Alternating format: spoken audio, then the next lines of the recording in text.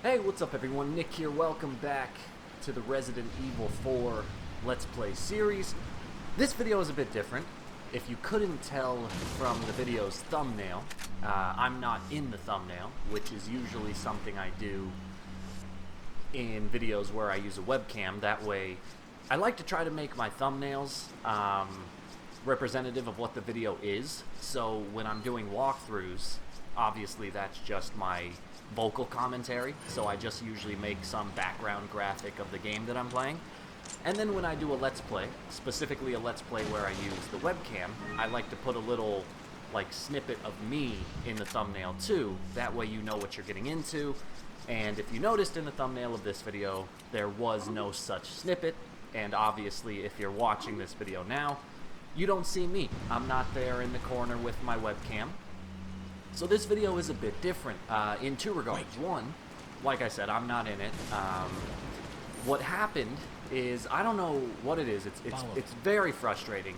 I always get upset, but every once in a while I experience technical difficulties. I think that's true of every YouTube gamer.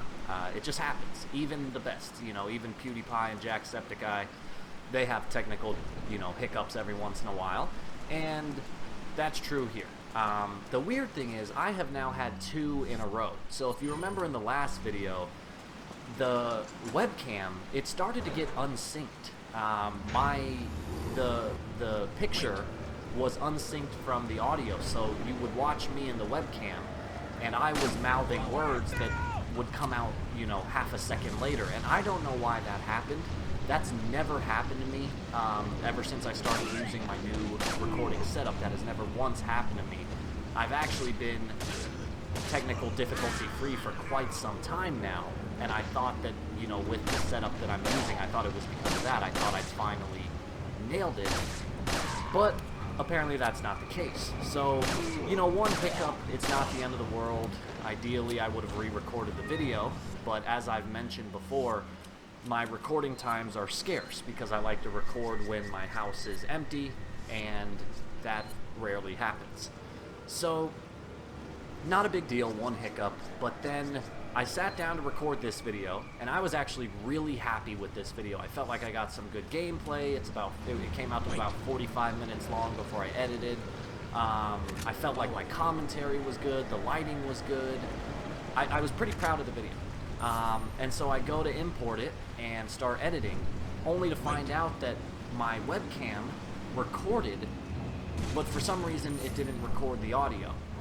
None of my voice got picked up in the microphone, and that as well has never happened to me. I don't know what caused it. The mic was hooked up as it always is. All the settings were the same as they always are, but for some reason the whole video had no audio. And so again, the goal would have been to re-record it, but time didn't really allow for that. Plus, too, it's very deflating. You know, when you play 45 minutes of gameplay, you feel like you did a good job, only to figure out, oh, I just wasted 45 minutes, I gotta replay the same section of the game. Like, it's a very deflating feeling. And so I couldn't re-record, and so I was trying to think, okay, what do I do here? And then I just thought, alright, let's just make it a Let's Play, but without the webcam. But then the other thing that makes it different is, typically Let's Plays, the commentary is live. You know, the player is commentating the game as they're playing, and that's not what's happening here. So what's happening here is I'm using the same gameplay footage that I recorded already, and I'm just sitting down with a microphone and recording some commentary. You could think of it like director's commentary. It's post-production commentary. It's typically how I record my walkthroughs, not my Let's Plays, but, you know, I had to do something, and, you know, as you guys know, I've been away from the channel for a while, and it's very easy to slip into a habit of falling off the channel again. Particularly, you know, if you miss one video, then you start thinking, well, I'll put it off, and then you end up not finishing the series, and then it's a slippery slope. And so I thought, you know, I'd rather just put out some type of video to keep the series going than to just abandon it altogether. So anyway, that's my explanation. I'm actually going to restart the checkpoint here because I feel like I could have done that section a lot better. But yeah, so I wanted to spend the first few minutes just explaining how this video is going to work, and now we can get into the gameplay, and I'll kind of just talk about what I was thinking as I was going through these sections. So here, I wanted to wait for her to initiate blowing that flame. If you wait for that moment, they'll actually, like right here, right when he goes to blow the flame on you, he'll light himself on fire if you shoot him. And then I was able to just run through there. You saw I was able to run through. I think I used 3 bullets. I wasn't counting. There's a couple bear traps that you got to look out for, but I was pretty happy with that approach. That was a pretty good like speed run approach. I just ran through there, a couple bullets, no damage. Everything was good. And now we come back to this little farm area, and so I'll try to, you know, as I'm going through, I'll try to remember what I was talking about as I was recording this live, and I'll try to carry over some of that same commentary. So here, I remember specifically what I was talking about. You basically just got to clear out the farm here. The only difference is there's going to be a couple parasites. So what I did is I got a good vantage point, took out my rifle, and then I know one of these 2 things, parasites. So it wasn't the first guy. I think it ended up being her, but I missed her. I didn't get a headshot. And then that alerted everyone else, so I was like, alright, better take out the pistol. And get to knife. Oh, I think this guy parasited on me. So let's see, I knifed him. No. Okay, I'm pretty sure there's like 2 to 3 parasites in this fight. So there we go again, that's the flame trick. But anyway, what I was talking about as I was recording this was, you guys know, I've mentioned it in quite a few videos. This is my favorite game of all time. For a long time, I was torn between this and the first Uncharted. I wasn't quite sure which game was my favorite, and you know that saying where, or I don't really think it's a saying, but you know how like when you're presented with 2 choices and you try to decide it by flipping a coin, and at the end of the day you don't even need to flip the coin because deep down you kind of know which decision you want. Like if you want the one that says heads, if you get heads you're going to be happy, and if you get tails you're going to want to say, oh, let's do it again. So in reality the coin flip is like useless. That's kind of the approach I found myself in when I was trying to figure out what my favorite game was, because I'd always been torn between this and Uncharted, but I've just found through experience that whenever I'm down or whenever I'm just in the mood to play a video game or whatever is going on, if I'm in a position where I feel like I need to pick up a game to be in a better mood, it's always Resident Evil 4. It's almost never Uncharted. And so I think right there, like that's kind of like the subconscious choice being made is, I guess deep down I know that this is my favorite game. Uncharted could be considered a very, very close second, but at the end of the day this is my favorite game, and specifically it's Chapter 2 that kind of cemented it as my favorite game. And it's because Chapters 1 and 2 are already my favorite chapters of the game. So for those of you who might not know, the game is split into 3 sections. Chapters 1 and 2 take place in the village. Chapters 3 and 4 take place in Salazar's castle. And then chapters 5 and 6 take place on the island. And almost everyone, I would say, is in agreement that the game goes downhill as you progress. Not to say that the game is bad, but I definitely think the village is the favorite, the castle is second favorite, and then everyone hates the island. And the same is true for me. I love the village section, but specifically what I like, the difference between chapters 1 and 2 is it's the same setting, but a much different atmosphere. So in chapters 1 and 2, you're in the village. Like, a lot of the places I've been so far, you've already seen these areas, right? We saw the farm in chapter 1. Short while ago, I ran through the center of the village. We had already been there. You saw all that in chapter 1. But it takes on an entirely new atmosphere because now it's nighttime. You could see there's lightning, there's a little bit of rain falling. It's just a more horrific environment. And So the first time, you know, now the game is not scary to me. You know, I've played the game so many times, there's nothing that scares me. But the first time I played the game, I was 13.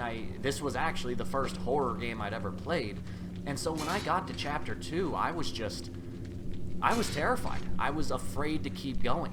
Because Chapter 1, it's scary in a different sense. You know, you have the initial village ambush. You have a lot of these big, overwhelming sections, especially, and I say overwhelming because you're still kind of getting used to the game and the mechanics. So Chapter 1, it's scary in the sense that it's more stressful. It's suspenseful. Whereas now, it's dark. It's creepy. There's these parasites that you never know when they're going to come out. It's just a much scarier. It goes from suspenseful to scary. And so Chapter 2, it just really set the tone for me, and it kind of was my introduction to horror gaming, was Chapter 2 of this game. And then, as you guys know now, the horror the horror genre is my favorite genre of any type of media, whether it's games or movies or books or whatever. And I think it all stems from Chapter 2 of this game. So this game is very meaningful, but more specifically this chapter. Also, though, Chapters 3 and 4. Chapters 3 and 4 really scared me the first time I played because of the... I don't know what they are. The monk... No, not monk. The religious followers in Salazar's castle. You know how they walk around in the robes and they do that creepy, like, monotone chant. That really scared me the first time I played through. What are you buying? Alright, so we're coming to another notorious section of the game. This is the cabin ambush. What are you and so this is kind of the first time I'm spending with the merchant. You can see I've saved up quite a bit of money. So I'm just going to do some upgrades, which ended up not really being that helpful. You're going to see in a moment. I got very unlucky in this. So it took me two tries to get through the cabin, which is kind of embarrassing, again, considering I'm playing on normal. But I died the first time. I think I was being a bit too careless, which often happens when you're playing on difficulties lower than you're accustomed to. But on the second time around, I got very unlucky. I just got so many parasites, more than I'd ever gotten before. Like, I don't think it's an exaggeration. You'll see when we get there. I just got so many enemies with parasites, and like, I have a really big stock of grenades right now. So right now I'm just going to run through this door so I can get a checkpoint. That way I don't have to keep redoing the merchant if I were to die, which luckily, since I did die once, saved me a bit of time. But I have a really big supply of grenades right now, and I was purposely trying to save 3 or 4 incendiary grenades for the Mendez fight, because again, my friend Leon, in his series, he did this really cool strategy against Mendez where you can apparently kill Mendez in like 5 seconds by using 4 incendiary grenades. But because I got so many parasites, I got overwhelmed and I ended up messing up, and I used way more grenades than I was comfortable with, and that kind of messed me up for the fight. Luckily, I think I still had 2 incendiaries, so I was able to get, or maybe 1, so I was able to get through Mendez relatively easily. But it's not how I wanted to do it. I really wanted to try the strategy. But anyway, I'm getting ahead of myself. So it's kind of odd, actually. It's been a long time since I've recorded a video like this with just a microphone. I feel like I've been doing a lot more Let's Plays lately. I think the last 2 walkthroughs I did were almost a year ago, because I covered Spyro. I covered the first Spyro game, the remaster, and then I covered Shadow of the Tomb Raider. And that actually, those both ended up being pretty successful walkthroughs, which I was happy with. I think those were the last ones I did. I started one for Resident Evil 2, and that's when I started to kind of get away from the channel, and I never ended up finishing that, which is something you guys never let me hear the end of.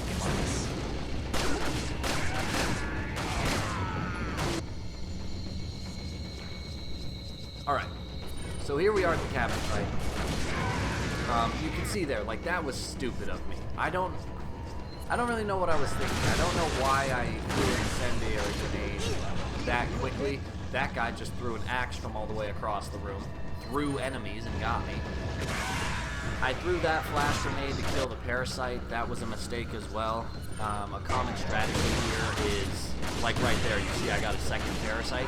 So the recommended strategy is never use a flash grenade until you have at least 2 parasites. Never waste one on just one parasite. That's kind of a common held strategy among any Resident Evil 4 player, whether you're speed running or doing a no damage or whatever. Alright, so what I'm trying to do here is I'm basically just trying to stay on the first floor for as long as possible. And you can see my health right now. It's a little over halfway. And I just got a bit careless, and I think right here, right there, yeah, he got me through the doorway, or through the window, which was stupid to begin with, but I felt like I had more health. I felt like that hit should not have killed me. But again, I guess I was just being a bit careless. But anyway, luckily I got that checkpoint so I don't have to revisit the merchant. And then it was this approach where I ended up being successful. And it was just because at this point I was not being careless. But yeah, so it is odd. It feels a little weird recording a video with just my microphone, which is odd because I've done so many walkthroughs. Like, I can't count the amount of hours I've spent in a situation just like this, where I was just sitting in front of a microphone in my room recording commentary. But I do kind of miss it. I feel like, again, even though I've been away from the channel for a while, my last few videos have all been Let's Plays, and I do want to get back into walkthrough making. Especially, it kind of bummed me out because Gears of War 5 just came out, and for those of you who are maybe newer to the channel, it was actually Gears of War 4 that was my first big break when it came to YouTube. So I might as well tell that story while you're watching. So Gears of War 4 came out in 2016, I want to say, like September of 2016. And I had been operating my channel for a little while. I think I had accumulated about 100 subscribers. I started it as a Let's Play channel, so I got 100 subscribers from just doing Let's Plays. And I started to get annoyed with Let's Plays, and I wanted to branch out into doing hardest difficulty walkthroughs. So this was probably like, I don't know, you could go back and check the dates, but this was probably like July to August of 2016. I made 2 walkthroughs. These were the first 2 walkthroughs I'd ever made. I did one for Gears of War 1, and then I did another one for Batman Arkham Origins. And actually, both of those walkthroughs have quite a bit of views now, which is kind of cool. But then, once September came, Gears of War 4 came out, and I got this idea where I was like, okay, I did 2 walkthroughs for older games. What if I could be the first person to do a walkthrough for Gears of War 4 on the hardest difficulty, solo, you know, so single player? What if I could be the first person? Like, how would that affect my channel? And so I worked my ass off. I bought the Ultimate Edition of the game because then I got an early copy. And I stayed up night and day for the first like 3 days doing nothing but playing that game. This was back when I was an undergrad, so I could handle it. I didn't have to like wake up early for work or anything. So I just worked my ass off and played that game. And it was hard. Like, to this day, it's still probably the hardest difficulty I've ever covered. It was really tough. But at the end of the day, I was successful. I ended up being the first person on YouTube to publish a single-player insane difficulty walkthrough for Gears of War 4, and my channel just blew up. And obviously, I mean, relative to where it already been. So it had taken me about a year to get 100 subscribers, doing nothing but Let's Plays. And then after I finished my Gears of War walkthrough, I think I gained 100 subscribers in one day. It was nuts. My channel doubled in subscribers overnight. And then it just kept going. It got to 500, it got to 1,000, it got to 2,000. And then once it got to about 2,000, that's when things started to slow down. Gears of War 4 had been, you know, out for a while, so people weren't playing it as much. But by that point, my channel had finally built up the steam I was looking for, and I started covering more games. My next big break was Resident Evil 7. I was one of the first people to do Madhouse, and then that helped. The channel just kept growing and building off of that momentum. And now here we are, you know, a couple years later, 5,000 subscribers. So anyway, Gears of War 5 came out, and I would have really liked to have repeated that process. I would have liked to have been the first person to beat the game on Insane or put it on YouTube. But, you know, like I said, life has kind of changed. I can't really afford to spend all those hours slaving away at a video game anymore. And so it just wasn't very feasible. So I still haven't quite worked that out. I don't know how I'm going to cover walkthroughs for new games if I choose to do so at all. But I definitely would like to start covering walkthroughs for older games. Even if they're challenge walkthroughs, you know, even if they're not regular walkthroughs, I still just, I miss doing walkthroughs and I'd like to get back into them. And so I actually am in the process of recording one right now, which I've kind of not talked about because I wanted it to be a surprise, but I guess, you know, since this video doesn't have a webcam, I'll throw it in as a little thank you for watching anyway, for anyone who's still watching the video. So I'm currently recording a challenge walkthrough for The Evil Within. Like, look at that, right there. See, I got a Parasite, killed it, and then the shotgun blast went astray and hit another guy, and another Parasite popped out. Like, I was just so unlucky when it came to Parasites in this attempt. But anyway, so I'm recording a walkthrough right now, and it is for The Evil Within. It's Akumu difficulty, which, if you guys have been following the channel, I've already done that. I've done an Akumu walkthrough. But this one is a challenge playthrough. So what I'm attempting to do right now is I'm attempting to do Akumu with no upgrades and no keys. So this has been done. One of my favorite gamers that got me into this was Seraphim17. He's done it. I'm sure other people have done it, and now it's just kind of my turn to do it. So far, I've recorded chapters 1 through 3. I feel like I have very good strategies for chapters 2 and 3. I think I've improved a lot on my original Akumu walkthrough already. And so I'm just going to kind of keep working on that as a side project and, you know, just kind of finish it when I finish it.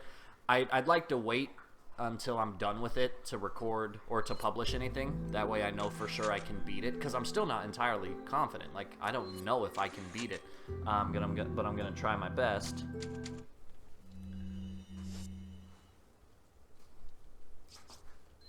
So I got a dog running around my room right now. You might hear her shaking and drinking, trying to get her to lie down so she doesn't make a lot of noise.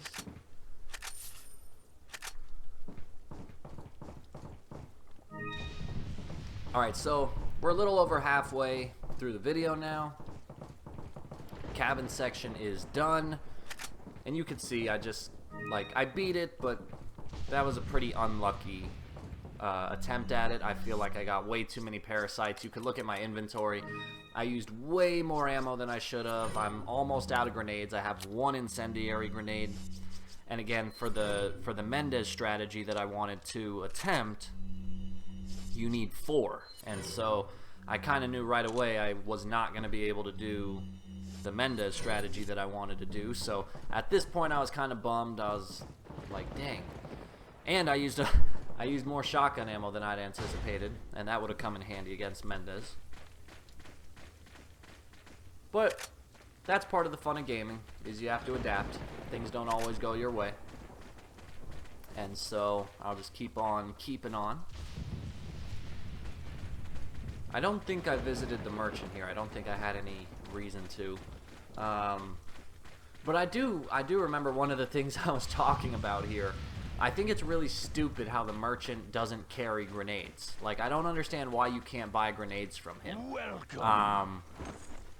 From a practical standpoint, sure. Like, they don't want you to just spam grenades, so that's why he doesn't sell them. And it kind of takes a similar approach with the first aid spray. Like, if you go to the merchant to buy first aid spray, you can buy one, but then if you try to buy another one, like right there, you see he's out of stock. So the game doesn't want you to just have an infinite supply of health. So I get it. Like, they don't want him to sell grenades, because then you would just do nothing but buy grenades, and they'd probably be relatively cheap, so you could buy a ton of them. So from a practical gaming standpoint, sure, I get it. But just from a nitpicking, realistic standpoint, it's hard to believe that this merchant would be carrying around a rocket launcher at all times, but not have a couple grenades lying around somewhere. Like, that's just a bit ridiculous. Alright, so here, nice little approach. There's going to be an El Gigante. You could see across this giant trench, there's a couple chains on that door up ahead. There's 3 chains that you have to shoot off, so I'll kind of zoom in and show you. And you can do it with the pistol or the TMP. And you want to do it from far away, before El Gigante spawns. You might miss a couple shots, that's fine. It's definitely worth it because you do not want to fight El Gigante here. That's just going to waste so much ammo, it's completely pointless. So even if you're not speedrunning, this is a good speedrun approach. So you can see, shoot the chains off, and then make a run for it. And once you're about halfway through, El Gigante will spawn behind you.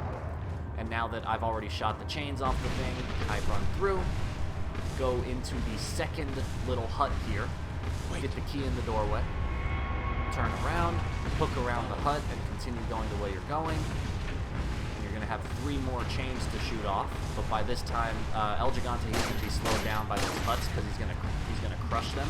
So shoot the chains, go through, and then just run, and you're done. Very, very simple if you shoot those chains off before El Gigante spawns, because if you don't, you have to shoot them off while he's chasing you, and then when you go into the hut to get the key, he'll already be on top of you, and he's going to crush you, and you're not going to have a good time. So just make sure you do it beforehand. And we're getting pretty close. We're almost to Mendez, but what we have to do first is we have to do the ski lift section, which I actually messed up on once, which pissed me off, because I don't think I've ever messed up on the ski lift. But, of course, everyone who records gaming videos knows this. You could do something perfectly 5 times in a row, and then as soon as you start recording, things go wrong. That's just how it works. Actually, the same is true in my Evil Within walkthrough that I just mentioned. My sadist strategy in Chapter 3, I feel like it's really good, and I did it like 3 times flawlessly when I was practicing, and then as I sat down to record, I messed up every time. I messed up for like 15 minutes in a row. Hey. I don't know why the dog's growling for no reason. Hey! What are you doing? Why are you messing up my video? Hopefully I have the gain on my microphone set low enough to where the dog doesn't get picked up. Oh, here I just got curious, because you can see the enemy way off in the distance, and I was just kind of curious if you could actually shoot him from this far away. I could have tested it with the rifle, but I didn't want to waste the ammo, so I was like, alright, it's not a big deal. I feel like you could. I guess if he's visible, it makes sense that you'd be able to kill him. And yeah, in this section here, it's all about just making contact. You don't have to worry about getting headshots or anything. As soon as you shoot the enemy, they'll just fall off whatever platform they're on. So there's going to be enemies coming up the opposite ski lift, and then there's going to be enemies off to the left side on like the platforms. And you're going to see here, I just made a really weird mistake that I've never made before. I tried to shoot the guy on the left before shooting the guys on the right. So like right here, I tried to shoot this guy, and I just missed him like 4 times in a row. And then when I got to the ski lift, that guy hit me, and at that point I was really mad. I was like, no, there's no, like I've never messed up that section, and of course I mess it up when I'm recording, so that frustrated me, and I was like, alright, I'm just gonna start this over. So let's do this again very quickly. I forgot that my checkpoint was way back here.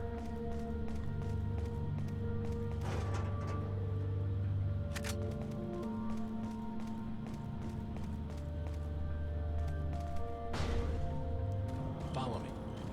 Alright. On the plus side, today is Sunday, September 8th, and it is the first NFL Sunday of the 2019-2020 season. So I'm pretty excited. Once I'm done recording this commentary, I'll process the video, and as that's processing, I'm going to go to the living room and plop on the couch and probably sit there the rest of the day. I'm just going to watch a bunch of football. I purposely left today open so I could do just that, and I'm going to be pretty relaxed.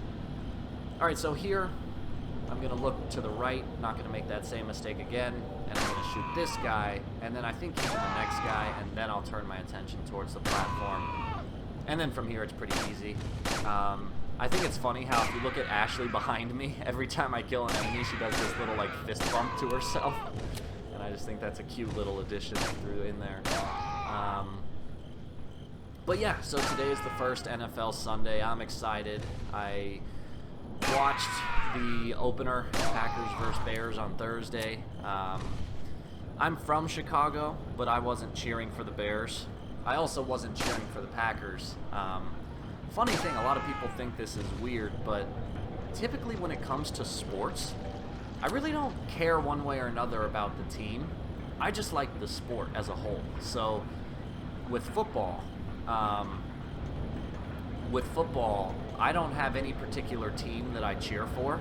I just love the sport. I just think it's a fun sport to watch, and I don't care who's playing, I'll watch it. And typically I'll cheer for the underdog, so, you know, if I'm watching the Patriots versus the, the 49ers, I'll cheer for the 49ers just because, you know, the Patriots are who they are. But at the end of the day, I really don't care. I'm just going to have fun watching the game. The only exception is, you know, being from Arizona, or living in Arizona, if the Cardinals have a fantastic season, sure. Like, I'm prone to cheering for the Cardinals. Like, if I was watching the Cards versus anyone, I would cheer for the Cardinals, even if they weren't having a good season, which has been the case for a while. I still cheer for them, but again, at the end of the day, I don't really care. But so that's my view on football, is I just love watching the sport. And I also think it's a good sport to... because when I watch sports, I typically like to work while I'm watching. Like, I'll set up shop in the living room, and I'll do something. You know, like back when I was still working in physics, I would do my calculations while watching football. Tedious things like, you guys know I'm a comic book collector, and part of collecting comic books is putting them in plastic sleeves, and that takes time. And so that's something I'll do while I'm watching football. So little things like that. You know, I don't just watch, I kind of sit down and do stuff while I watch. And football is a good sport for that because it's like medium paced, you know. You don't have to always be watching. There are so many times in between downs where you can like take your eyes off the screen. With baseball, it's not very easy because baseball is a much slower sport. So if you start working while watching baseball, in my experience, you tend to just only focus on the baseball. Or, I'm sorry, you tend to only focus on the work because the baseball is just kind of slow. Wait. And then with basketball, it's near impossible to work while you're watching because it's so fast-paced that you can't take your eyes off the screen. Something's always happening. So football is a really good balance when it comes to working while watching. So that's one reason I like it. And then with basketball, I'm much more passionate about basketball than I am football. And so when it comes to basketball, that's my main approach is I don't have a favorite team, but I have a lot of players that I really, really like. So my favorite player is probably James Harden. I'm also a big LeBron fan. Paul George, love him. You know, there are just several players that I really, really enjoy watching. I like them. And so if I'm watching a game, I'll typically cheer for whichever team has the player that I'm most passionate about. So, for example, like I said, James Harden, he's my favorite player. He went to the same college that I went to. And so if I turned on the TV and I was watching the Rockets versus, I don't know, the Lakers. Okay, actually, that's a bad example. If I was watching the Rockets versus the Clippers, I don't really think, and I'm talking this year, this new year that's coming up, because things have changed a lot. If I was to watch a game, Rockets versus Clippers, I don't really think of it as Rockets versus Clippers. I think of it as Harden versus Kawhi Leonard, because he's a Clipper now. Or I think of it as Harden and Westbrook versus Leonard and Paul George, because they're teammates now. In which case I would cheer for the Rockets because I like Harden more than I like Kawhi Leonard. I like Paul George more than I like Westbrook, but still Harden's my favorite. But if I was watching the Rockets versus Lakers, that's a little tougher because I really like LeBron as well. So I'm not sure who I'd cheer for in that case. And so that's going to be a fun matchup to watch this upcoming year.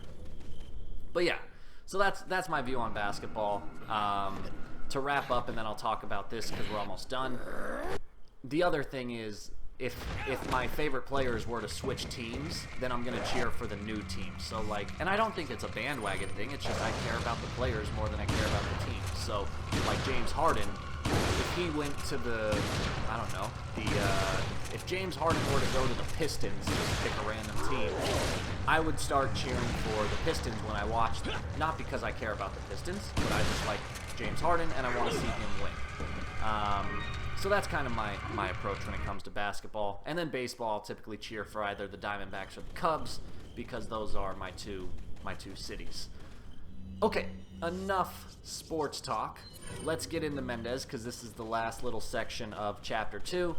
So as you can see, I only have one incendiary grenade. I wanted 4. So I'm going to kind of have to fight him the old-fashioned way, more or less. So here's what I'm going to do. I'm going to start off with an incendiary. Run over here. Get burned by those flames. That was stupid. Take out my shotgun and then get him into his next form. So I think it's only going to take 3 shots. Oh, maybe 4. Oh, maybe 5. So normally it would only take 2 incendiaries to get him into this form. Now I'm going to come over here and get another one. And again, from here it would only take 2 incendiaries to kill him. But I just wasn't in a great spot. So I'm going to hit him once, and then if I had another incendiary, I'd be able to kill him pretty quickly. But obviously, like I said, I don't. So I'm going to come up here, and I think there's another one up here that I grab. I can't actually remember. No, there's a frag grenade. But this location right here, this is where I kind of did it in my no damage walkthrough. And it's not perfect. You could see here, like, he's going to get a really cheap shot on me right here where he just stabbed me through all that metal and through those I-beams. So, it's not perfect. It took more damage than I'd like to admit. But I think right here, I'm going to drop down and kind of hunker down in this corner. And I'm just going to shoot him as he comes. Again, like I said, if I'd had an incendiary, this would have been really fast. But I'm just going to kind of try to unload on him with the TNT. And just end this fight as quickly as possible. Right there, for some reason, it didn't give me the dodge QTE, so I took even more damage. Then here I used a grenade, which was stupid. Shouldn't have done that, but it was enough damage to finish the job. I should have probably just done the grenade before the TMP. So there you can see, definitely not perfect. Like I said, I wanted to go with the incendiary approach, but it just didn't work out that way. So I just kind of messed around and winged it. But otherwise, that kind of brings us to the end of Chapter 2. Kind of sloppy, but as I've said numerous times in this series, I'm not really going for strategy here. I'm just going for fun. Just trying to wing it. I really hope I don't have any more technical hiccups, because that's really annoying. And it kind of, like, demotivates me. Especially because, like I said, like, if I lived alone and I could record whenever I wanted to, if I were to record a video and find out that I had to re-record it, it's not that big of a deal. I just take a break and do it later. But when you only have limited time to record, then it's a big problem. And that's obviously the case now. So, oh well, gotta live with it.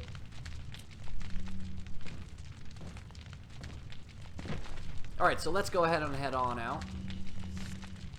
I'm doing all right on supplies. I have a lot of TMP ammo, a lot of pistol ammo, not a lot of health and not a lot of grenades, but could be worse, I guess.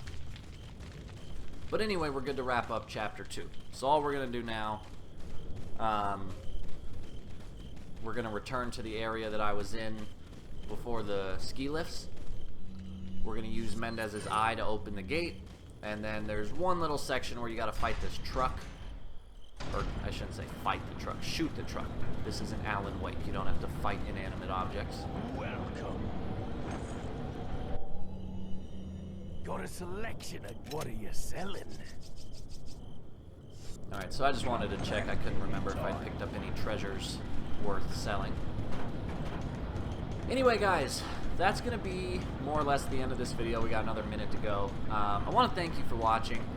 Hopefully you enjoyed. Again, I know, like, when I do this type of series, I like to use the webcam, and I realize that without the webcam it does take away something. It's a little less interactive, but sometimes hiccups happen. It is what it is. You just gotta kind of roll with it and hope that it doesn't happen more frequently. And yeah, I still don't know. I still don't know why it happened. I don't know why my microphone didn't pick up audio, but hopefully it doesn't do that next time. Maybe also it'd be wise to start doing like test recordings before I record a 40-minute video. Maybe just do like a 20-second test record to make sure everything's working. That would probably be a good idea.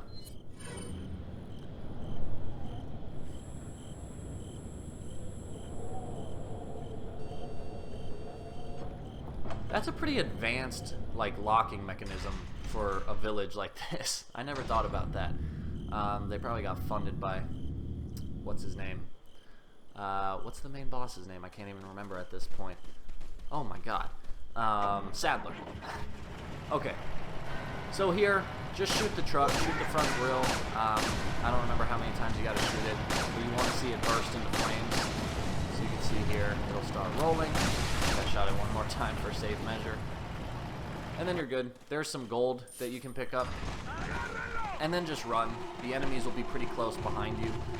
There are some barrels to your left. I don't recommend stopping because, as you'll see here, I'll turn around for a second just to show you. There's a lot of guys. Anyway, guys, thank you for watching. I hope you enjoyed. Let me know what you thought in the comments down below, and we'll pick up later.